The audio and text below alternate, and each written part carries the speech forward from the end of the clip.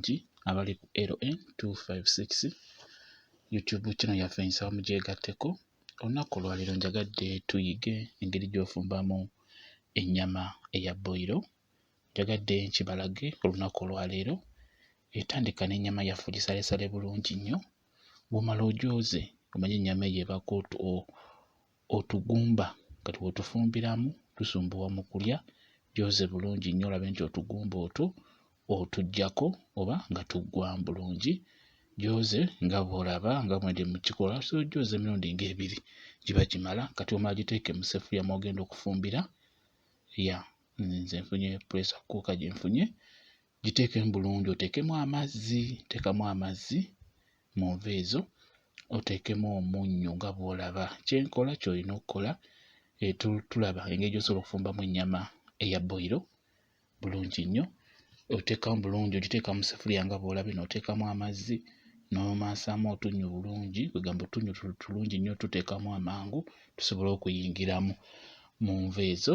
Ogenda okuluma ku kifi ng'owulira nti omunnyo mweguli. Kati bw'omala giteeke ku kyoto ku kuuka oba ku ssigiri. Nze nafumbidde ku kuuka ne ku ssigiri.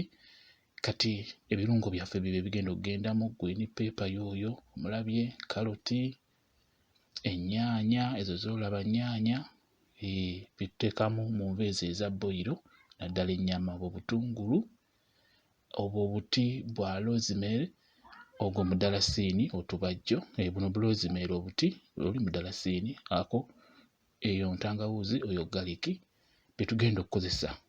Kati ezizo nkosa zitokotta, ng'olaba nti zitokose, nkusaba osseemu ebirungo byaffe ebyo by'olabye. Byangu nnyo ebyo, birabika si bizibu, byangu okufuna, byangu okulaba. Kati olaba zizo zitokose bulungi nnyo. We zitokota bw'olaba nga zitokose, nkusaba otandika okuteekamu ebirungo ebyo bye wategese nga bw'obiraba. Tandika okugenda ng'obissaamu. Olina okupima nga zaakatandika okutokota. Oyo garlic tutaddemu obutungulu nga bw'olaba. Ebirungo tuteekamu birungo byaffe. Oyo karoti naye tumutaddemu, green pepper tumutaddemu, nnyaanya. Tufumba nva eza boilo, ennyama eya boilo gye tufumba. Entangawuuzi ezo nazo zitaddemu. Kati obwo obuti bwa rosemary ndowooza mumutegeera, mungi nnyo mufumbira mu nva, naddala kati ng'ezo eza boilo. Kwegamba oli enva naye ng'eno ogwo mudalasini, ogwo ogulabye omudalasini ogw'ebibajjo oba tuyita obwo obubajjo bw'omudalasini. Enva zino eza boilo olina okuteekamu ku birungo ebyo ebimu nga ddagala biba bijja kukuyamba. Kati nga rosemary oyo, omudalasini birungi nnyo obiteeka mu nva ezo eza boilo olw'ensonga teziba nsiike. Obeera ozirya nga ky'olya kyekyo, zikujjanjaba ate eno nga bw'olya nga bw'owoomerwa enva. Bantu bangi enva eza boilo bazaagala nnyo, era mmwe abakyala basigala ewaka kuba bino ebintu mbiraga mmwe, mufumbire abaami bammwe enva eza boilo. Kati mu nva ezo teekamuko kakkaamulali, kisinziira.